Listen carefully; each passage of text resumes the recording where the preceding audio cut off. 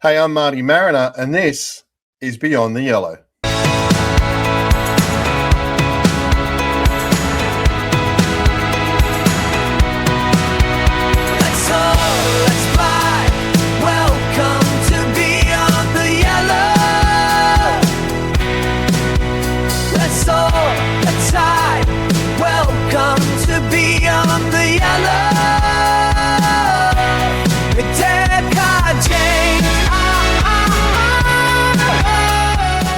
Yes, welcome to Beyond the Yellow, part 2, take 2.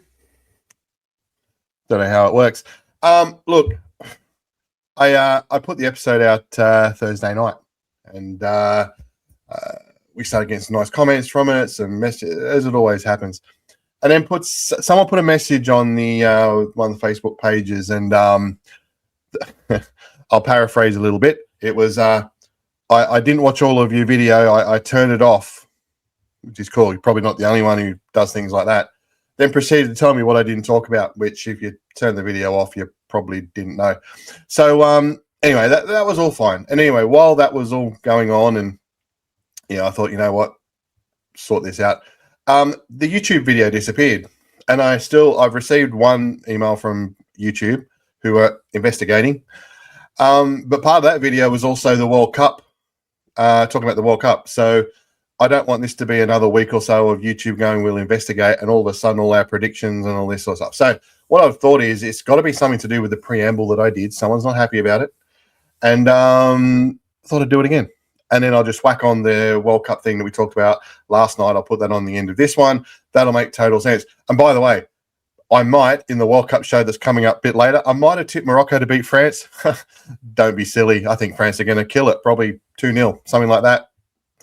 Who knows? It's a great show. Actually, stick around for that one too with Cody and Mel. They are great value. We talk about some really cool stuff when it comes to the World Cup. So once I've finished my take 2 ramble, we'll have a bit of a look into the World Cup. But let me just go back to, well, essentially what I was talking about yesterday. Now, what I'll do is I'll do it in context of the pretty much the message I got last night that was all written out there and stuff.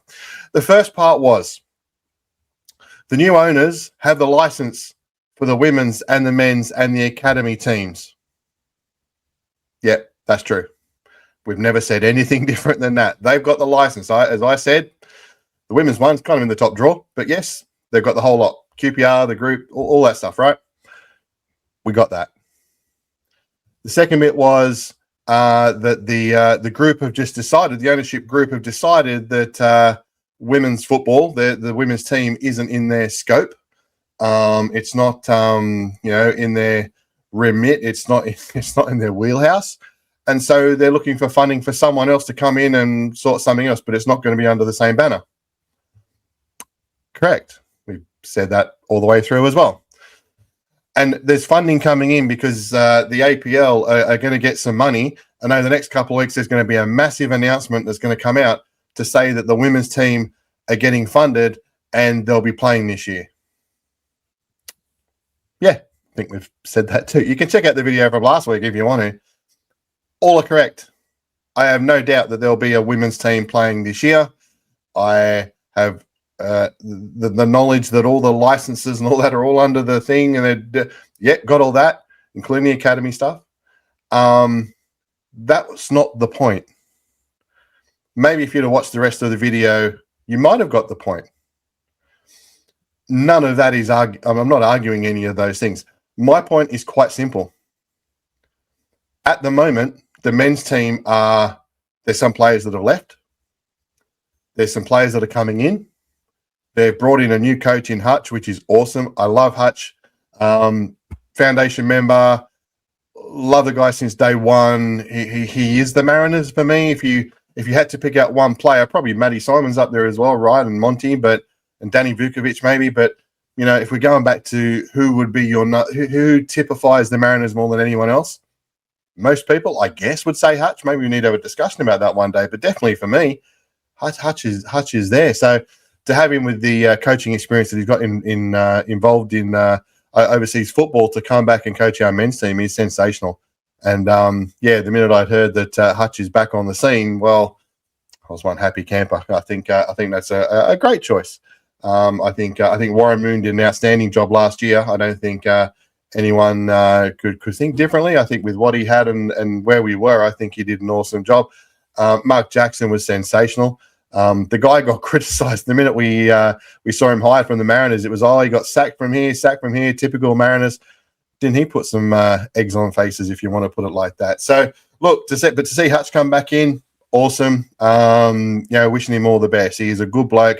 He genuinely loves this club, and I can't think of a better candidate to coach their men's team rather than John Hutchinson. So we'll be all watching closely there. That is for sure. But look, the point being, and let me just clarify, just in case the fella from Melbourne, I think he had 4 followers or something, might be wrong, but he said something along the lines of, I'm going to have egg on my face because this will all be blown up and the women's team will be there and I'll look really, really stupid. Well, it doesn't take much for me to look stupid, just saying.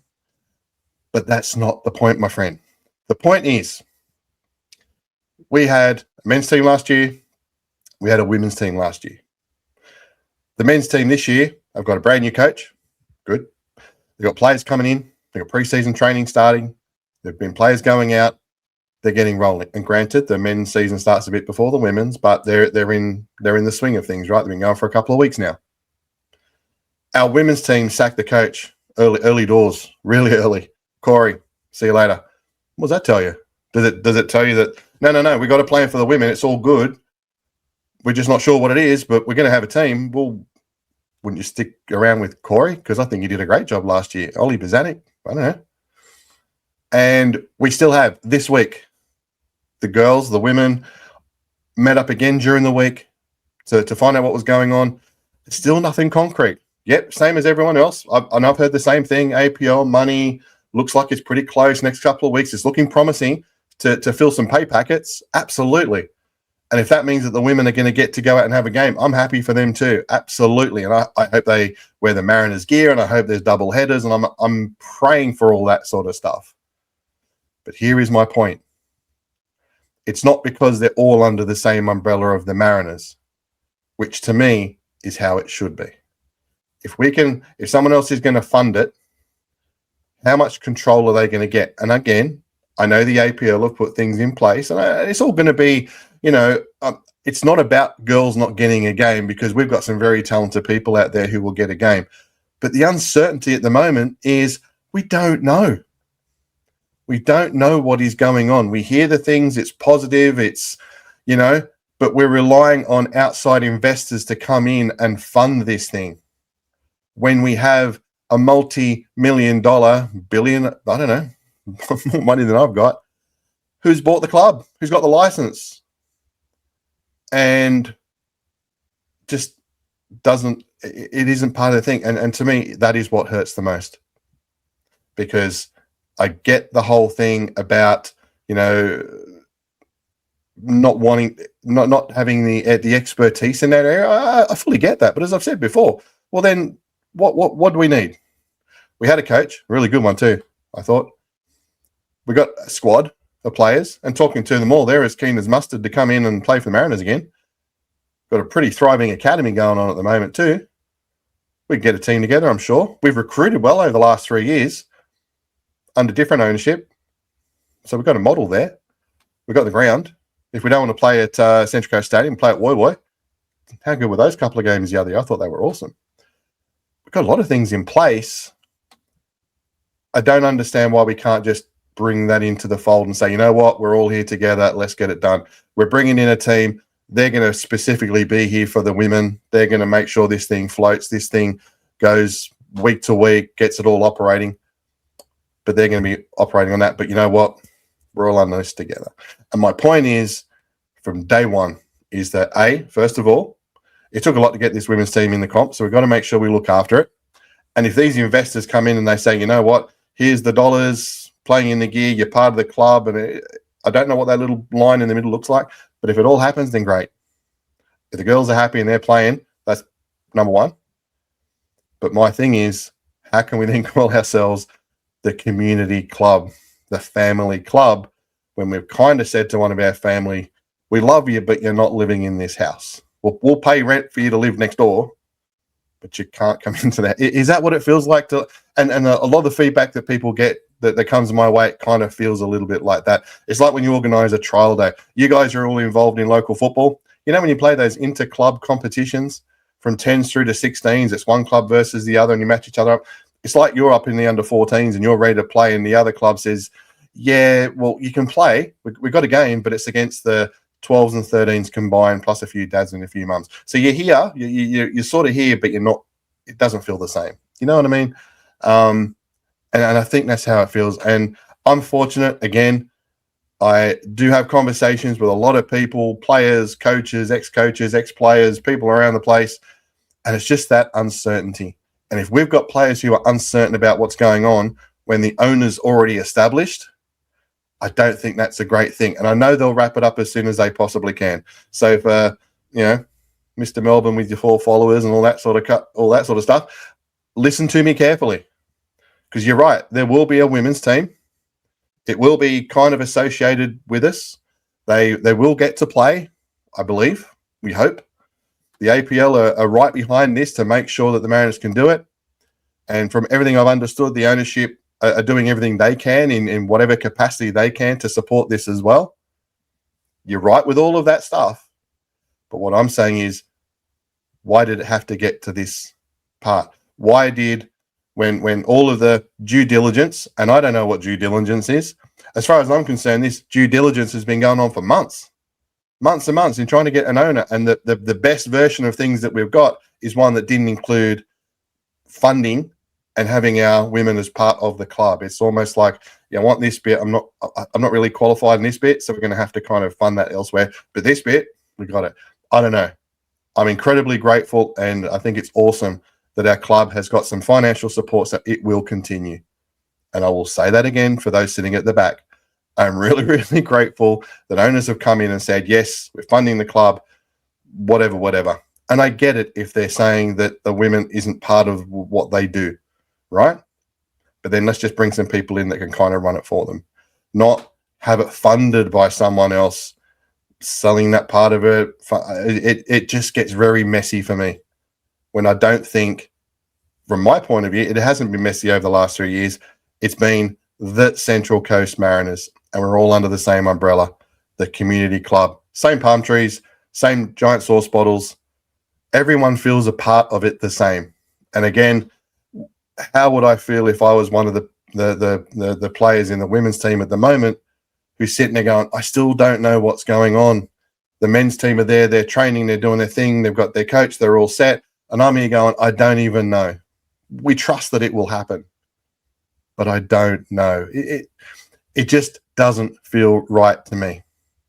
And at times, as I said before, when we've just had the Asian Cup, we've had the World Cup, and we keep shooting ourselves in the foot with Australian football on the women's side of things. We get momentum, and then things happen where we go, oh, well, that doesn't look too good.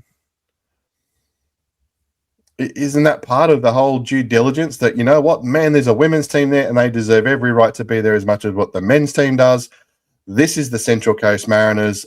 Go forth and play football. That should be it to me.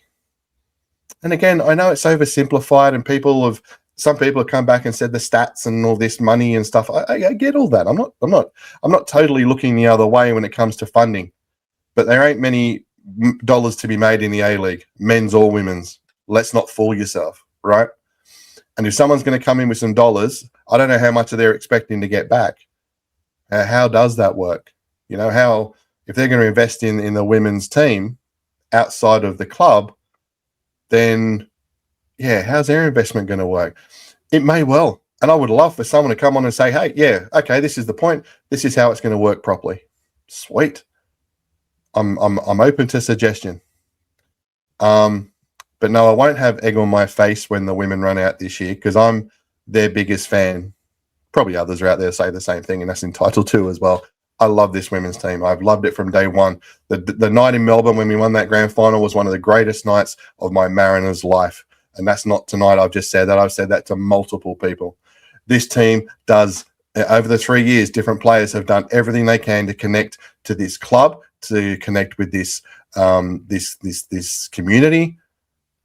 They've stuck around after games for hours, just like the men have as well. And they've signed every autograph. They've taken every picture. They have had security, and I know a couple of the guys that do watch it who've had to grab them and said, come on, when they go home, getting cold, and they're still out there taking all the photos because they're trying to connect as this.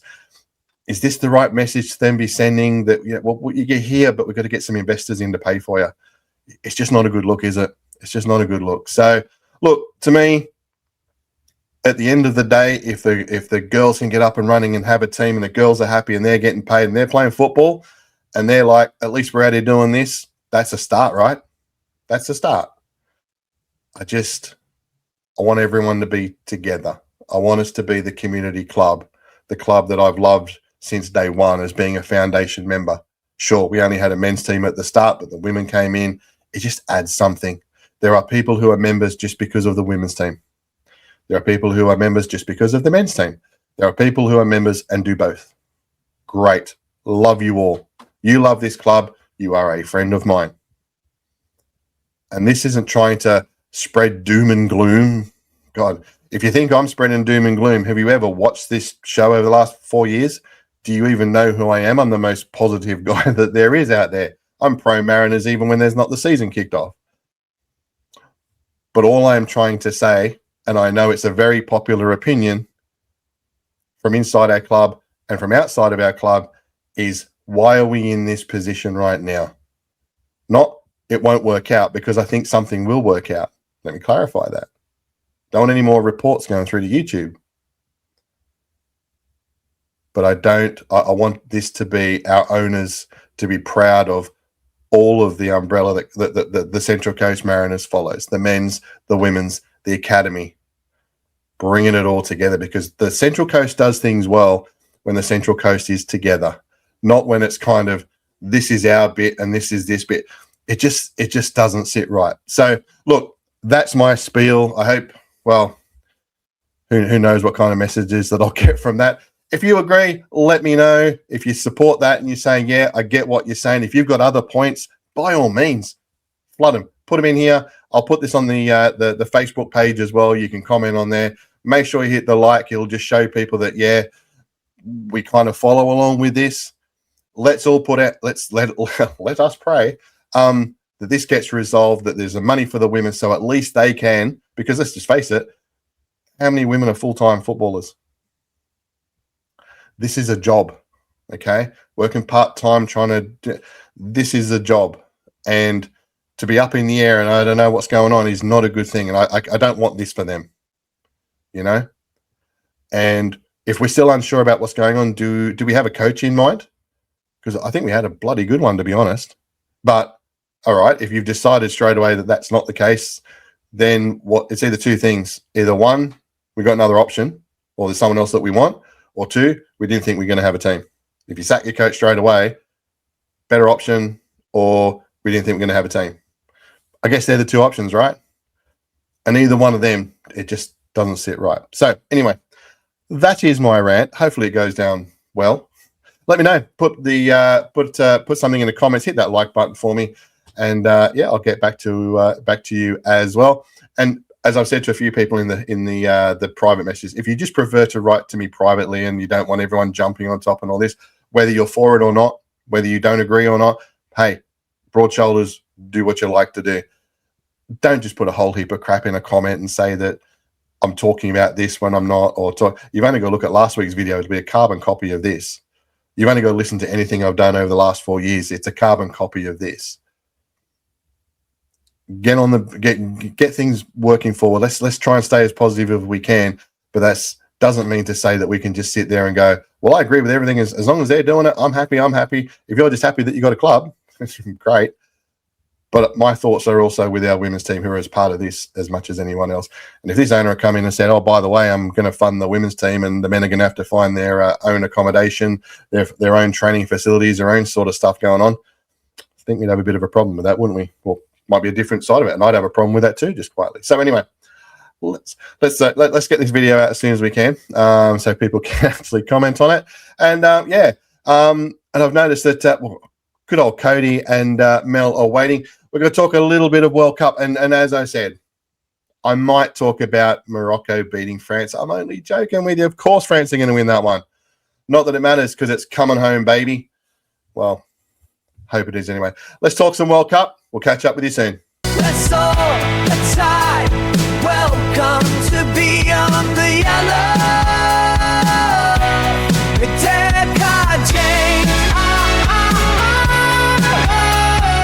Yes, welcome back to Beyond the Yellow. And as I said in the preview, we had a bit of a chat, chinwag, a conversation with these fine young people a number of weeks ago now. It feels like it's not that long ago. The World Cup is just flying past about the very World Cup itself. So I thought we'll bring it back. We'll see where we're at. I think we're at quarterfinal stages now, and we'll see how our predictions may have gone or not. We'll just find out. Mel Muscat, how are you doing, mate? I'm well, thanks, Marty. How you going? I'm going good, mate. Nice piano. I love it. I know, isn't it lovely? Grand piano. Should I get on and start playing? Maybe I can play the theme song. Beyond the Yellow. Wow. There you go. Although I'd like to see you play that piano. That would be quite interesting to see you try it. But anyway, we'll talk about that later. And Cody O'Dage, how are you doing, my friend? Yeah, I'm doing good. Can't complain too much. Enjoying the World Cup. Haven't really focused on much outside of that, except for the day job, of course. But I kind of have to in that regard. But everything's going swimmingly well. It's a beautiful time of the 4-year cycle. It is. Bring it on again soon in 4 years. What am I going on about? Look, before we talk World Cup, I've just had like a half-hour rant once again about the Mariners, the women's team, all of that stuff. But I'm interested because I know you guys, obviously, you love the game, passionate about women's football. But just your outsider's point of view from what you see, from what you think. Mel, I want to come to you first. The Mariners, the women's team, what's your thoughts? I'm glad that you brought this up because I really did want to talk about it. Yeah, look, let's call a spade a spade. It's wrong. It's sad. It's unfortunate. It's not right. I understand that people need to do what they need to do to survive, but the club is one, right? It's one. And, you take one with the other and you think about all the amazing women that have contributed to the Central Coast Mariners, including an incredible championship win only a couple of seasons ago, who may find themselves in, without a club or in uncertainty. All the young people of the Central Coast, not having that A-League club link. It's sad, and I don't know what the answer is, but it's wrong, and I just extend my apologies to everybody that's going through this. I can imagine how stressful and difficult it must be. I hope there is some sort of positivity or answer soon because everybody in the region and associated with the club deserves that. Absolutely. Thank you. And Cody, you're still out there commentating games at the moment for the women's there. You're out. Saw you interviewing after the game the other day. You look freezing, man. I don't know. Get yourself a jacket, man. It was like, you're bloody cold. But you see the grassroots, right? You see this coming through. You've seen players who are A-League players playing with the Mariners. They're now playing in those leagues. What's your thoughts? I actually spoke to someone about this recently who I'll keep them anonymous, but I've heard some interesting perspectives on it. I think if there's, you can say a lot about the fans and community, and there's definitely a lot of people that'd be hurting about this decision, but I think one thing that hopefully isn't getting lost on this is actually the playing group themselves, because season to season, A-League women's players are always kind of on edge about whether you're going to actually get a new contract or not. Yep. Unfortunately, the state the A-League women's is in, you're not necessarily guaranteed a contract year to year unless it's very exceptional circumstances. Yep. And there's a lot of players that are kind of sitting there going, I have no idea what this is gonna mean for me next year. So, it affects more than just what it does at the surface level, because you're essentially putting a whole lot of people out of a job. Corey Babington's already faced the, I believe he's not, even if they get off the ground, he's not returning next year unless I've gotten something completely mixed up. But you've still got a playing group there that's in limbo about, do I hold out for a contract or do I go elsewhere? And the longer this saga drags on, you're looking at the exact same position that Canberra's in, where players are just going to sit there and go, well, no, I'm not waiting around to work out what's happening. I'm going to leave. Why wouldn't you? So, the worst thing that you want to see is another set of contracts disappear, like what we saw with Western United. It left a lot of people in limbo. There were some people that were lucky enough that they were able to jump ship. there were a lot of people, a lot of good players that ended up having to kind of sit out a year in the NPL. And let's just say you're heading into an A-League season, you want to have the NPL season off in preparation of the next A-League season, and suddenly there's not a team there for you. Suddenly you're looking at 18 months without playing football, and that's not good. Shouldn't be acceptable. Sorry, not 18 months. 8 months. 8 months, yeah. But 8 months, 18 months, it's still a long. It's still a bloody long time in football. You don't want to be going that long without competitive play. So there's a lot that you can say about this. I question whether the APL have truly done their due diligence if they're letting someone in that's sitting there going, well, I don't really want to take the women's team. From what I understand, the guy that's taken over the Mariners, and it's a fantastic person to have in the league when you've got someone worth $3.1 billion investing into the club.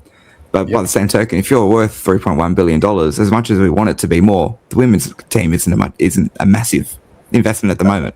That's you can right. cop that. You can cop that on the chin. Of course, we want it to be professional. We want people to be able to invest as much as they would in a men's team, or at least a lot more than what they're doing now. But for the time being, you're talking about paying 20 odd players $30,000 a year.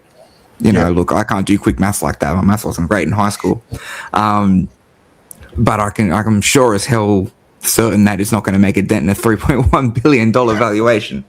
Not Australia. That's to me where it's disappointing with the club, Marty, sorry. But, somebody who has that much money, that should have been, a condition. You take the women's with the men. As Cody said, it's really not that much money when it's being sold to somebody with, that much wealth. Put it this way, if I had $3.1 billion, I'd be buying more than just the women's team. I'd buy the APL at that point. You could. That's just me, of course, as well. That's something You I'm get changed passionate as well. about. And it's you can look at it in a multitude of different ways. You can look at it the way we are now, where it's like, if you're worth that much money, this isn't that much of a hit. You should be able to cop that on the chin. Okay. And if the owner's looking at it from a point of view of, well, yeah, I could probably take the hit, but I want to invest something that I'm going to make money on. Can you hear me all okay? Yeah. Okay, cool. It's, if I'm the owner, mine's lagging a little bit for some reason. It's all good. Taking a seat on the Central Coast Mariners women. Yeah. But if I am the owner, either an investment like that into a women's team isn't a dent in my budget, or if you're looking at it from a point of view of, okay, I want to invest something that I'm actually gonna make some money in. I'm sorry, but if you're looking to make money, you've come to the wrong country in general. I can't think of the last time someone in Australian football actually made decent money at the very least. We thank our lucky stars if we break even, man. So if his purpose is to make money, how long is he sticking around for? Well, and I think that's the thing for me is like, first of all, it's disappointing that ultimately we get onto the World Cup, but ultimately for me, to be able to section off as part of the deal to say, well, I want this bit, but we just don't have the capability, we don't have the knowledge, we don't have the whatever you want to call it to run the women's too. The fact that we can actually separate the club like that is the most disappointing thing for me, because it's a club, and I just said it for the last half an hour, but for a club that has prided itself since day one in being the community club, the club here for the Central Coast and all this, to come in and make a decision where for all those young girls that stick around after the game to get their signatures, to the ones in the academy, to the ones playing the under sixes and under sevens, who saw the Annalise Rasmussen's now playing for Juventus, that see the Izzy Gomez pulling on a Matilda shirt and think, I can get that same pathway, this is what I want to do. And yet for whatever reason it might be, and it can't be financial, it cannot be financial, that we're going to say, sorry, that door's shut, we just don't really have it. If you don't have the people to run it, get the people in to do it, because we've done it before. It's ridiculous. There's three things that I want to say on this. One, you've still taken over, the guy's still taken over the women's NPL team. So the fact that he's saying, I don't have women's knowledge to be able to run a program like that, it's already proven to be a cop-out. There's double standards there. I'll do it. The second point, if you're talking about, we don't have the people to the know-how to run it, there's already a setup there. You've got coaches, you've got TDs, you've got the infrastructure to work it out. Done it, mate. You just need to put the money in. That's literally all you need to do. Yep. And the last part, I'd love for someone to go to the English FA and go, hey, remember all that gym equipment that you were given during the Women's World Cup that you said 100%. We want to leave behind for the women's team to help them grow? I'd love for someone to go to them and go, hey, they just got new owners and they're disbanding the women's team at this point. So yeah, that'd be an interesting conversation. I'd love to be on the fly of the wall for that. It'd be another question to see how much of that equipment actually got used by the women. Probably another conversation to have as well. Anyway, feel better now. I'm warmed up and all that. Okay, so let's talk World Cup. Now, it's good to see Mel's still sticking by the green and the gold. Fantastic. True blue. Cody, look, secretly, he doesn't have an England shirt. He's wearing an English cricket team shirt. That's why the white collars. Technically, it's green. Is it what? It's green? Yeah, it's like a lime, a very light green. So I'm not sure who I'm representing at this point, but my heart is with Cabo Verde. Okay, well, that's fine too. Look, I just want to let's kick off on some highlights because we just talked about Mariners and it's all down. Let's kick off on some highlights because there has been some cracking football. We'll talk about the other crap outside the field in a second. But Mel, I want to start with you. So far to this point, we've got quarterfinals about to kick off. What's been the game of the tournament for you? Look, I haven't watched every game. So every question that you're going to ask me, I haven't watched every game. I've watched quite a bit of it, and I've kept up with things, highlights, etc. For me, I did watch the England-Mexico match, and for me, that was so far my favourite game of the tournament, and quite possibly one of the best football matches I've ever watched. And when people ask me which is the best football match I've watched, it was the 2018 final between France and Croatia. Cool. So this for me wasn't too far behind that. Just the fact that it had everything. That first half was like 2 minutes. I couldn't look away for a second. It was unbelievable. Yeah. So for me, that was a fabulous. That's so far. That's the kind of game where if you get those people that say that they don't like football, put that on for them, see if they change their minds. And if not, they've just got no idea, so don't even bother. Absolutely. Well, just want to clarify that England won that game too. Just saying. Yes. Cody, you're... And with the player down to the majority, Marty. Well done. What can I say? It's if I had to pick a game, it could be a genuine 5-way tie. We've had so many thrillers in this tournament so far. Just to be different, like Mexico and England, fantastic game. That's up there for me. To be kind of different, I might just say Argentina and Cabo Verde. I thought that was absolutely fantastic. Seeing, I guess, a minnow of football really stick it to the world champions, and not just in a way where we're seeing some other, I guess, lesser sides try and just hold themselves out and try and get a lucky goal on the break or anything like that. You know, cough, cough, Tony Popovich. But seeing a couple of that actually try and step to the teams that they're playing against, and to a side like Argentina was absolutely fantastic to see.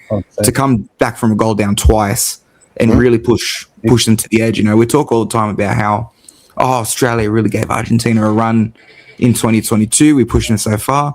Cabo Verde actually got themselves back into this match twice. Exactly. Vozinha has been probably the story of the tournament for me. Okay. And if there's another game that I can point out, it involves Cabo Verde as well. Their match against Uruguay, 2-2 draw. They were absolutely fantastic that day. Genuinely, they play almost like they're stuck in 2008 in terms of it's not it's not heavily structured.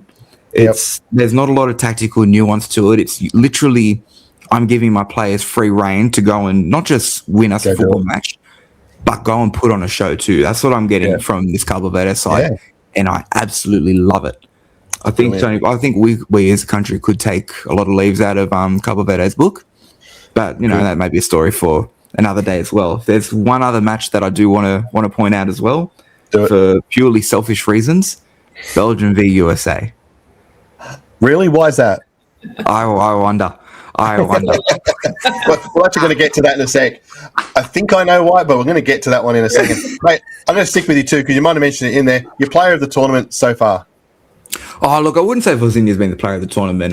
The story of the tournament, I think it's two different things. Mind you, been absolutely fantastic. There's an argument to say he's been the best goalkeeper in this tournament, definitely. Unfortunately, when you've got Messi, Haaland, Mbappe, and Harry Kane all literally playing at the top of their game. Well, 25% of them are mine. So that's the thing. That's what this tournament's been about, and it's what I've kind of loved about it so far. Where we haven't necessarily seen, it hasn't been that overly technical, structured series of games that we've seen so far. It's literally been whose players can step up in the right moments for each team. You know, we've seen Portugal falter because there's been an over-reliance on Ronaldo, and that really hasn't come to fruition. Spain's probably the only team that's been kind of all at the same level. They haven't really had a superstar so far, but they've got enough players that can individually win you a match. Or Oyarzabal steps up. If it's not him, it's Yamal. If it's not him, Ferran Torres can still do a job, or Alex Baena. You know, Pedro Porro is not a bad player either. You do well to win a game from right back, but we've seen individuals really step up in moments. That's something that I've been really appreciative of in this tournament. If I had to pick the player so far, I'm probably saying Haaland. Probably just, I know he's not necessarily, actually might be top goal scorer equal at the moment now. My mind does escape me a little bit, but he's been fantastic. He's Messi, Haaland, and Mbappe. Aren't they all on? Yeah. And I think Kane, as much as maybe he's not got the same goal tally as him, his impact's been fantastic too. Oh, mate. Well, he's my player of the tournament, but I picked that before the thing even started. And Mel, I think you said about the same players as well. Exact same four: Mbappe, Haaland, Kane, and Messi. Yeah. If I can split two down the middle, I'd say, because you got Mbappe and Kane, who have two pretty amazing teams around them. True. But then you've got, like, I think Argentina and Norway that don't have the same caliber of team around them. So for that reason, Messi and Haaland stand out for me. And it's really difficult for me to choose one. You go Haaland because this is not the first time that Poland always been in a World Cup, but, you know, in recent times. The fact that he's pretty much single-handedly carrying that team and he has into the quarterfinals is pretty sensational. Yeah, absolutely. And then you've got 39-year-old Messi, who is just producing magic game after game after game. Yeah. And yes, leading the goal scoring with, as I said, Messi and Mbappe. Yep. Unbelievable. So absolutely. I can't split Haaland and Messi for me. They're the two players of the tournament. Oh, wait. Patrick Beach. Oh, okay. Patrick Beach was phenomenal. I've just checked it, actually. Yeah, Messi's on 8, Mbappe's on 7, Haaland's on 7, Kane's on 6. Mbappe has 2 assists under his belt as well. Messi has 1, Kane has 1. So the fact that we got 4 of those literally playing at the top of the game, it's fantastic. Shame that Haaland won't score anymore. I don't make the rules. I don't know about that one. I wouldn't get too confident. Calm down, boy. Calm down. I've got to ask a question. You can only say yes or no. Cody first. Has this settled the debate when it comes to Ronaldo and Messi? I don't want to say no. That's because more than one word. I was going to say one word, Cody. Well, I want context, but look, no. That's mine. No? Okay. Are you saying this? We're settling the debate now? Has this settled it? Because there's all this being about Ronaldo's a better player, Messi's a better player. Has this World I'm going to be honest with you, Marty. I thought the debate was settled back in 2022. Well, so did I, but you know what some people are like. I'm going to get to Ronaldo. If it wasn't settled then, yeah, then it's a yes for now. Okay. Well, that's fair. Mel? 2 words, definitely not. Definitely not. Oh, we're going to have fun the next topic then. Ronaldo. Now, I'm going to say it straight out. I get it. I'm not the biggest fan. Totally things he's done, I get all that. My thought is that if you purely pick that squad on winning the World Cup, I don't know if Ronaldo would be playing as many minutes as he has done. Mel, is that a fair point? Sorry, ask that question again. If we got Ronaldo playing, and he seems to play majority of minutes and stuff like that, he's out there playing, like the last game, for example, all the way through. Yeah. If he wasn't Ronaldo and the player out there was called Smith and was playing the same way, would Ronaldo be getting those minutes? Because I'll give you my context. I don't think he's been the player he has been, and when we get older, we all lose that sort of stuff. I think there'd be times where if I'm the coach and I'm looking purely at my team, I'm taking Ronaldo off and I'm replacing him because I just don't think he hit those heights during this World Cup. Well, the thing is, he's not Smith, he's Ronaldo. So you've got to take that as what it is. And I think he's incredibly dedicated to football Agree. And his country. But so am I, but I'm not playing for England. Yeah, no, but different, Marty. It's, like the way that Ronaldo dedicates himself to the sport what he's done. I still think that he's capable. For whatever reason, he didn't hit those heights this time. I think that he deserves his place there. And like I said, he's Ronaldo.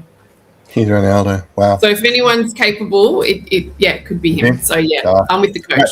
Wait till Ange Postecoglou gets a hold of him next season. How good will that be? Cody, what's your thoughts? Well, first of all, if there was a guy named Smith playing for Portugal, that would be absolutely bewildering. That'd blow my mind a little bit. That happens every now and then. Yeah, and I'm an old English expat that ended up having a kid over there somewhere. Probably that's going too detailed. Look, I think you're talking about a country's captain, so you're not going to just leave him out of a squad willy-nilly or for no reason whatsoever.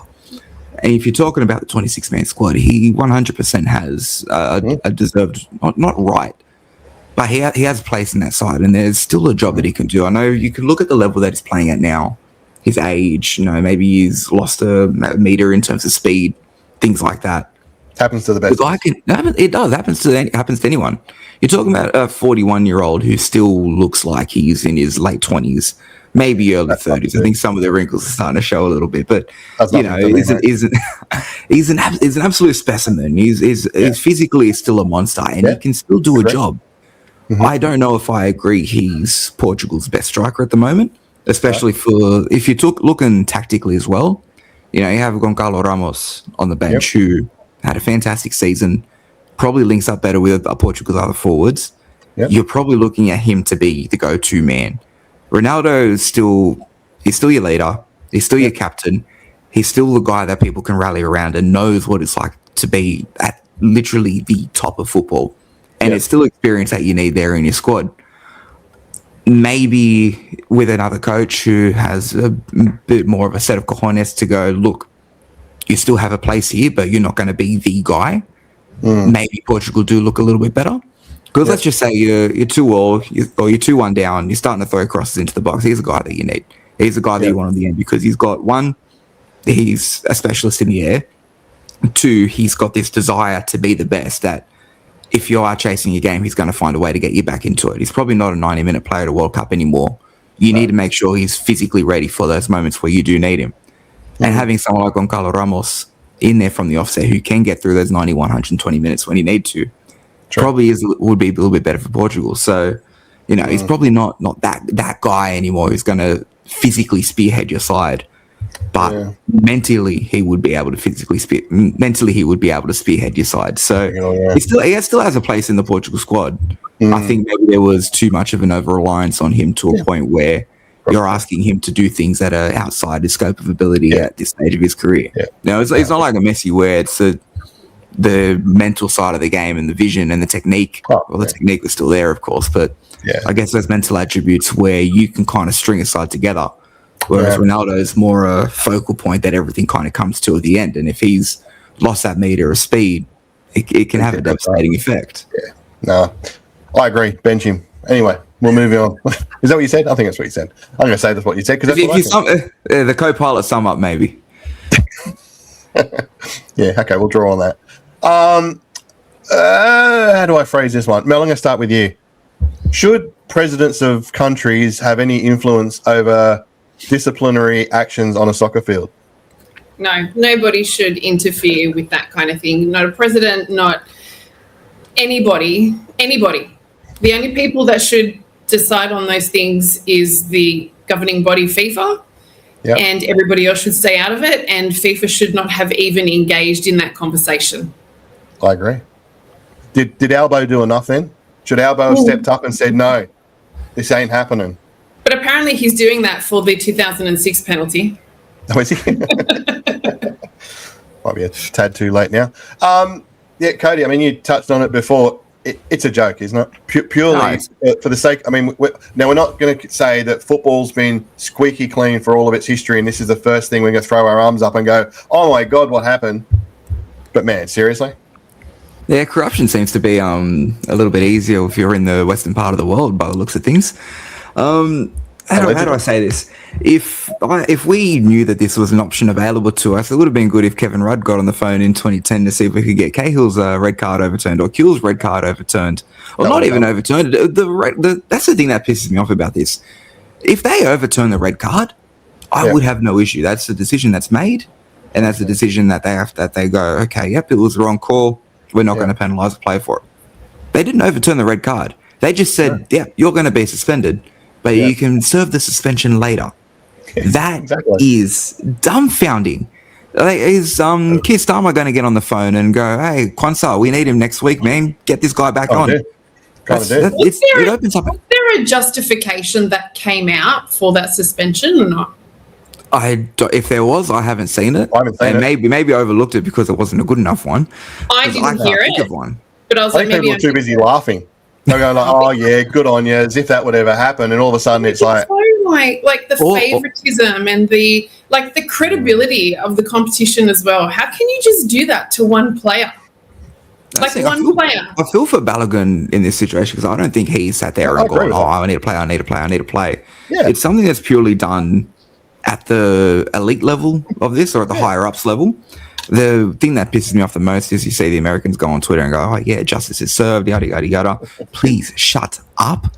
That's a whole other can of worms. But you know what? It's in a way I'm kind of glad it's happened because that game, I have not seen Belgium play like that in my life. And talk about their win against Japan, their win against Brazil in the 2018 World Cup. Yeah, when they were at their heights, I don't think they even played that well that day. They looked like a team inspired, and if I was worried that they come in with that mentality of, oh yeah, we want to win to prove a point, and it would have a devastating effect on them because I think the USA are good enough to be in the quarterfinals as a team. Yeah, maybe this whole situation has had an effect on them mentally because they played horribly in that game. Yep. But Belgium looked like they had not just had a fire in their belly, but whatever had it was a 10 plus attributes in literally every single form of physical, mental, or technical stat that you could think of. Yeah. They looked like a team possessed. I have not seen.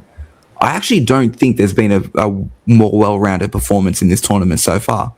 The only goal they conceded was a lucky deflection, but they played absolutely fantastic. I haven't seen Lukaku move like that in 6 years. Yeah, I have not seen that man run properly in 6 years, and he looked like he was prime Ronaldo in that match. Absolutely, yeah, it was absolutely fantastic, and it was a fitting end to the saga too. Absolutely. Oh yeah, no, it's done. Well, we think it's done. We don't know. We'll see who runs out. You never know. I'll make sure. I'll know it's done when Belgium actually go and play that match against Spain on Saturday morning. Mate, even then, wait till the final. Might be I don't know. We'll just wait and see. I'll tell you what would be hilarious if Belgium actually do go on and win this tournament, which would be a fantastic story in itself. But then Donald Trump needs to hand them the trophy. He wouldn't do it. He wouldn't do it. He wouldn't do it. He'd be like, he would chuck a massive hissy fit, and it would bring me joy. It would bring me joy. I would cop seeing Spain lose in a quarterfinal to see that happen. Wow, and that's big. That's big. Actually, before I go next week, let's just go through the quarterfinals since we're actually talking about the games. I just want you to give me who you think's going to win, and just a very brief one sentence on why you think they will. So let's just go through game by game. We just started with Spain versus Belgium. Mel? Spain, I believe that they not conceded a goal all tournament. No. Nope. Wow, that's unreal. That is, and that for me is the only thing that's maybe pipping them over France. So yeah, Spain. Okay. Spain for you? I will. Look, I'll say Spain. I think it'll be tight. I think Belgium's starting to work their way into this tournament. Spain, I mentioned it at the top of the podcast. They've got a well-rounded side. They've got multiple ways to find a way to win matches. Solid backline as well. Unai Simon, I think, is the most underrated goalkeeper on the planet. I think the quality will override in that Portugal game, but I think it'll be close. Okay. Be Spain for you. I'm going for Belgium because I was really inspired by their last performance, and plus, on my previous show back in the day, I predicted an England-Belgium final. So, got to stay true with the lads. So I hope you're right. so do I. Absolutely. So is my tip pocket. Anyway, gamble responsibly, kids. This one too, I reckon. Yeah, France versus Morocco. Cody, come to you first. It's a tough one. I actually think it'll go down to penalties. I think it'll be that close. I think Morocco, they've got multiple ways to go into a football match. They can really play on the front foot and attack sides if they want to. And I wouldn't be surprised they try that against France. But if the game's going against them, they also have the ability to sit back and soak up pressure, probably better than any team in this tournament. I do think it goes to penalties. And, you know, it's a flip of a coin. I'd probably be inclined to say France just purely because they've got 5 penalty takers that you trust to go for the fifth. Yeah. But Morocco could very easily come out on top in that too. Was it the first game they played? Was that against who did Morocco play? No, it wasn't Brazil, was it? Brazil. Yeah, the first game against Brazil, and they looked good that day. That was one of the best games. When we're talking about best games too, that was an outstanding game for me. They looked really good. France, sensational side. Mbappe, just talent across the park. So I'll go France. Le Bleu. Okay. Le Bleu. Well, Morocco for me. I think this, and I can't even say it's going to be one of the. I think some people will be surprised, but I think majority of football lovers wouldn't be surprised if Morocco do win, despite the heavily, France could win it. So the way Morocco have played, wow. I just think they're an absolute massive chance in this game. I think that last game for France against who they played last night? Can't remember. Took it out of him. You could see at the end of that game. Was it Paraguay? That's right. Was it Europe or was it Paraguay? Paraguay. It was one of the Guays. Yeah, the Paraguay. They look spent. That was high temperature. Recovery time. I don't know. I'm going to tip Morocco anyway. That's a valid point, actually, in terms of conditions creeping in some of these European sides. Absolutely. Speaking of European sides who probably don't play in the heat very much, Switzerland versus Argentina. Cody. I'm actually going to go for a shock here. I actually think Switzerland could do it. I thought you could say shock and tip Argentina. Wow. No. I'm inclined to say Switzerland. I don't know if Argentina have it in them to overcome a quality European side. Austria, for me, were a little bit disappointed in this tournament. I thought they would have been a lot better than what they actually were. Switzerland, they're quiet the way they go about their business, but they're a quality side. I think they could have been a little bit better against Colombia, yes. Yeah. But overall, Switzerland this tournament have been quite solid. They did well against Algeria. They did well to win a group with the host nation in it. They've got a side that I think is probably one of the better Swiss sides that we've seen over the last decade or so. They've got multiple ways that they can attack sides. And Argentina, there's, I won't say a lot of pressure on Messi. I think there's just a lot of direction towards Messi to kind of lead them out of sticky situations. He's done it twice. I don't think lightning strikes 3 times. And I think if you've got a side that is a little bit more tactically astute, and those European sides are, especially the high-quality European sides, I don't think an Argentina side that's playing on vibes and with one man trying to dictate everything is going to be able to overcome that. So Switzerland in a semi-final against Norway or England. Wow. We'll get to that in a second. Mel? Argentina, Messi, one of the leading goal scorers, playing amazing, still getting, I think every match he's been player of the match in this tournament. So I can't see that changing at all. And no disrespect to Switzerland, but not to a team like Switzerland. I'm going Argentina. And my bet was, I think I said, not my bet. When we were speaking about this last time, you asked me who, and I said possibly Germany or Argentina, and I'm sticking probably with Argentina. So and that's the thing. You can look at this match a number of different ways. When you've got a player like Messi on the field, there's always an opportunity. And fatigue as well, because he's not as young as he used to be. Playing game after game after game and playing the pivot. He just looks timeless, though. It's crazy. He does. He's not looking tired at all. I haven't seen him in a game. That's also because he doesn't run. No, it just does what he does. I'm going Argentina. He'd be a coach's worst nightmare in Australia. He does not move at all. Imagine him in an Ange Postecoglou system. Imagine that. Imagine him playing under 14s at like Dulwich Hill or something. Sorry for Dulwich Hill catching strays, but just as an example. Absolutely. The coach would blow his gasket over him. Oh, hello to everyone at Dulwich Hill too. We're big in Dulwich Hill. We're a big fan following over there. I'm going for Argentina. I think Switzerland all over the park. Good. I just think Argentina's just got those players that can get them through this game. So Argentina for me. You don't need my prediction for the next one. Mel, I'll start with you. England by how many? Sorry, who are they playing? Norway.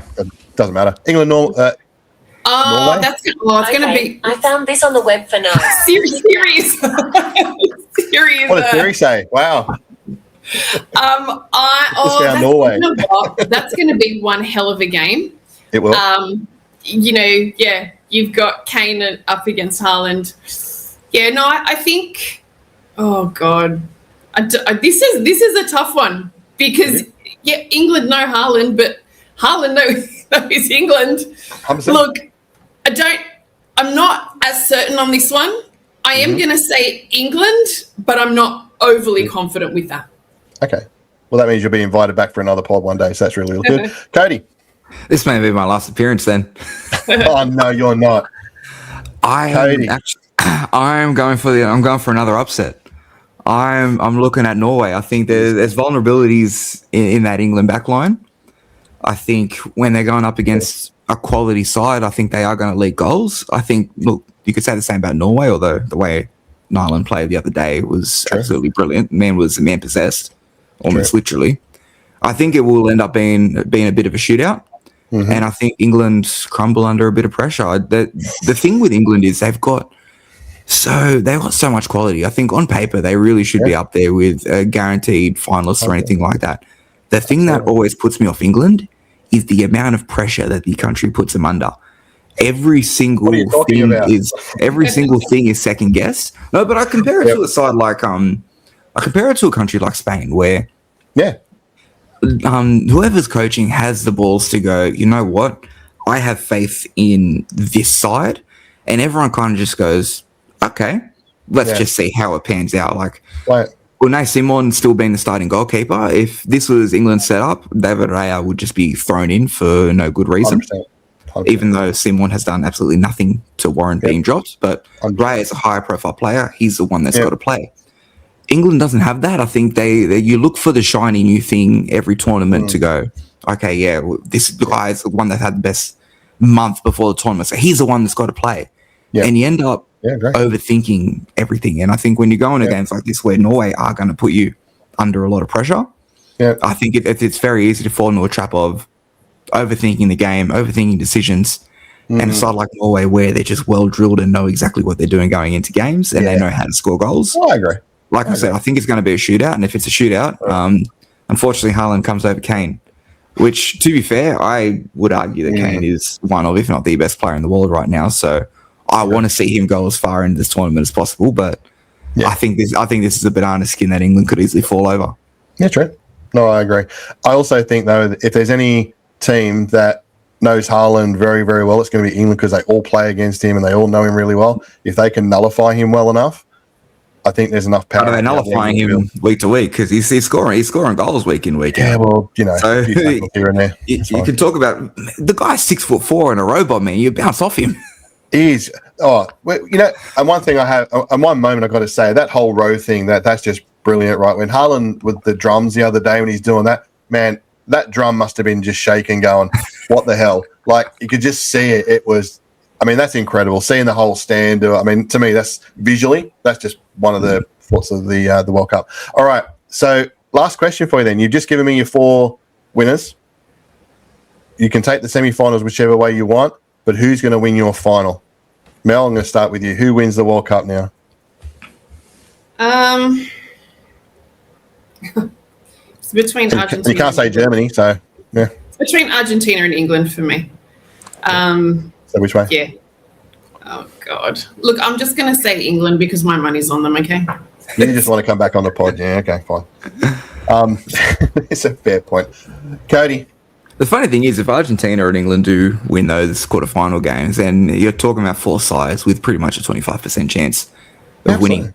I'm inclined to say France. I think overall, when push will come to shove, they've got the players that can really step up in moments.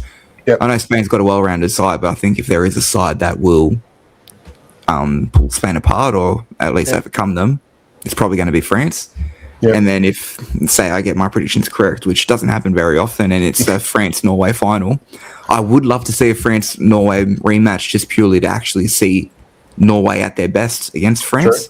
True. Because I think the game they played in the group stage, I think Norway kind of put their foot on the brake a little bit, try to conserve themselves to go to the knockout stage.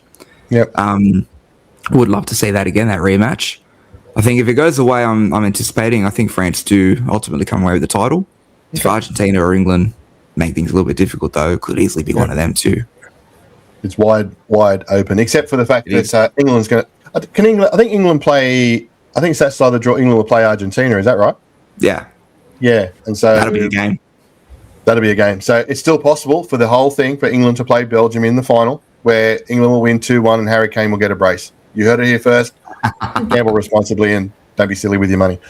Guys, it's always fun talking to you guys. It's love talking about the World Cup. We might be able to get on before the final again and see how our predictions totally bombed out and we got absolutely nowhere near. I'll have a Spanish jersey that day. What's that? I'll have a Spanish jersey that day. Yeah, don't wear the. Yeah. Are you sure that's green? It still looks white to me, but I haven't got my glasses on, so you might be right. So anyway, It's a very light green. Yeah. Okay. Whatever. Yes, Cody. Whatever you reckon. All right, mate. Thanks, guys. Thanks for joining me, and we'll catch up again soon. Of course. Thank you. Good luck to England, Marty.